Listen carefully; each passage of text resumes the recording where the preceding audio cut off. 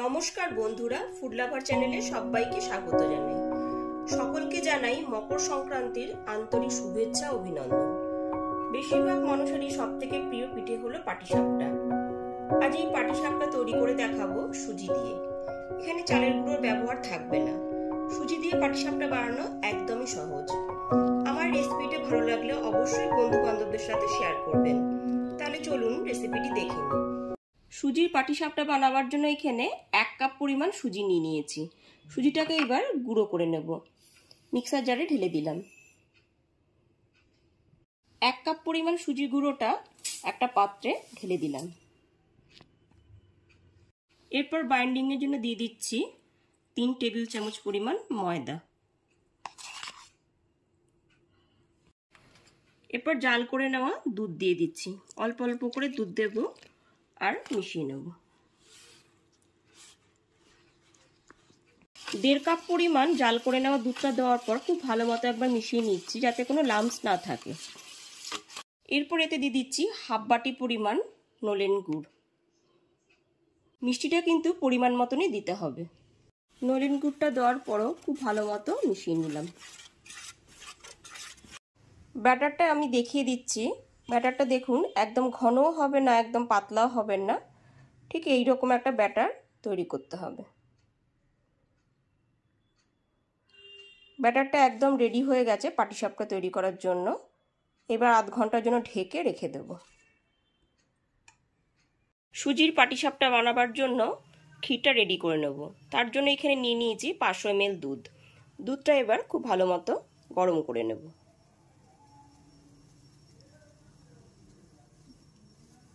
গ্যাসের ফ্লেমটা low to মিডিয়ামে রেখে দুধটা খুব ভালো মতো এখানে গরম করে নিয়েছি।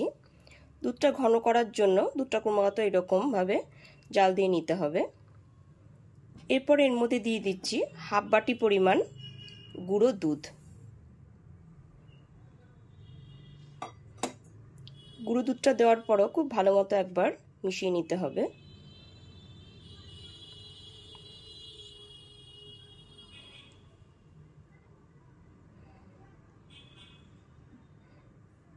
গুঁড়ো দুধটা দিয়ে মিশিয়ে নেবার পর খুব ভালো মতো একবার নেড়ে নিয়েছি।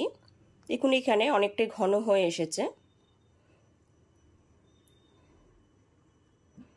এরপর এর মধ্যে ওই একই বাটির মাপেই দিয়ে দিচ্ছি হাফ বাটি পরিমাণ সুজি।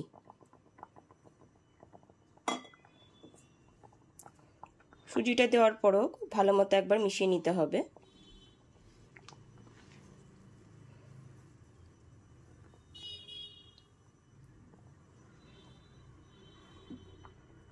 সুজিটা দেওয়ার পর খুব ভালো মতো একবার নেড়ে নিয়েছি।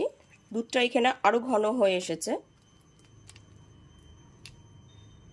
এরপর এতে বড় 2 টেবিল চামচ খেজুরের গুড় দিয়ে দিলাম। খেজুরের গুড়টা দেওয়ার পর 2 থেকে 3 মিনিট ধরে খুব ভালো মতো মিশিয়ে নিতে হবে।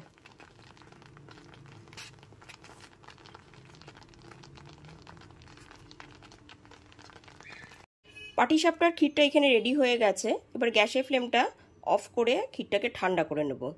ক্ষীরটা এবার একটা পাত্রে ঢেলে নেব। ক্ষীরটা ঠান্ডা হয়ে যাওয়ার পর অনেকটাই ঘন হয়ে যাবে।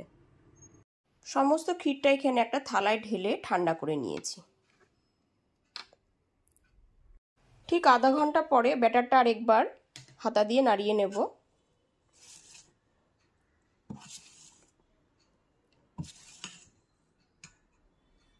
পাটিসাপটাগুলো তৈরি করে নেওয়ার জন্য গ্যাসের উপরে একটা ননস্টিক প্যান বসিয়ে দিয়েছি। প্যানটা এখানে খুব ভালো মতো গরম হয়ে গেছে। এবার প্যানটার উপর একটু অয়েল ব্রাশ করে নিচ্ছি।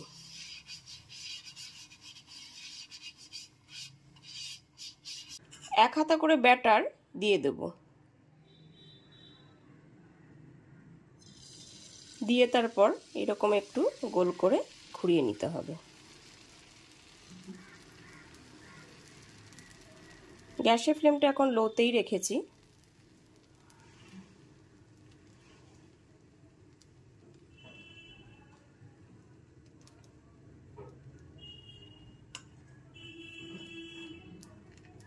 ব্যাটারটা যতক্ষণ না পর্যন্ত একদম ড্রাই হয়ে আসে ততক্ষণ পর্যন্ত কিছুক্ষণ সময় ধরে হতে দিতে হবে।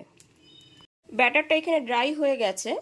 এরপর যে ক্ষীরটা আমি বানিয়ে রেখেছিলাম সেই ক্ষীরটা কিছুটা পরিমাণ দিয়ে দিয়েছি। আপনারা যতটা প্রয়োজন মনে করবেন ঠিক ততটাই ক্ষীর দেবেন। এরপরে স্প্যাচুলাটা দিয়ে ঠিক এইরকমভাবে উল্টে দিতে হবে।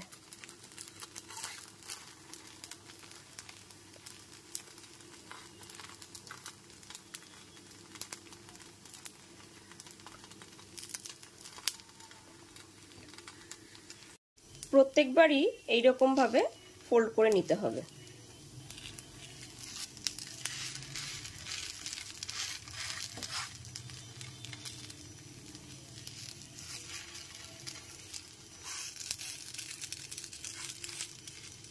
একদম রেডি হয়ে গেল একটা পাটিসাপটা।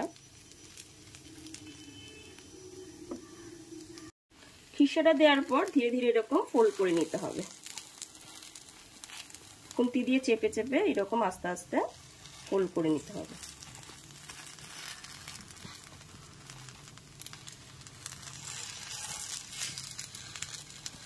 প্রতিটা পাটিসাপটাই ঠিক এইরকম ভাবে তৈরি করে নেব। ফোল্ড করে নেওয়ার পর কিছুক্ষণ রেখে একটা প্লেটে তুলে নেব। এইভাবে সমস্ত পাটিসাপটাগুলো করে নেব। আমার এই রেসিপিটা ভালো লাগলে অবশ্যই একটি লাইক করবেন আর কমেন্ট করে জানান যে রেসিপিটি আপনাদের কাছে কেমন লাগলো। আর আমার চ্যানেলটা এখনো যারা সাবস্ক্রাইব করেননি তারা প্লিজ সাবস্ক্রাইব করুন আর বেল আইকনটা প্রেস করে দিন, তাহলে সমস্ত ভিডিও নোটিফিকেশন সবার আগে আপনার কাছেই পৌঁছে যাবে। আজ তাহলে এই পর্যন্তই, আবার হাজির হয়ে যাব নতুন কোন রেসিপি নিয়ে। সবাই খুব ভালো থাকবেন, সুস্থ থাকবেন। ধন্যবাদ।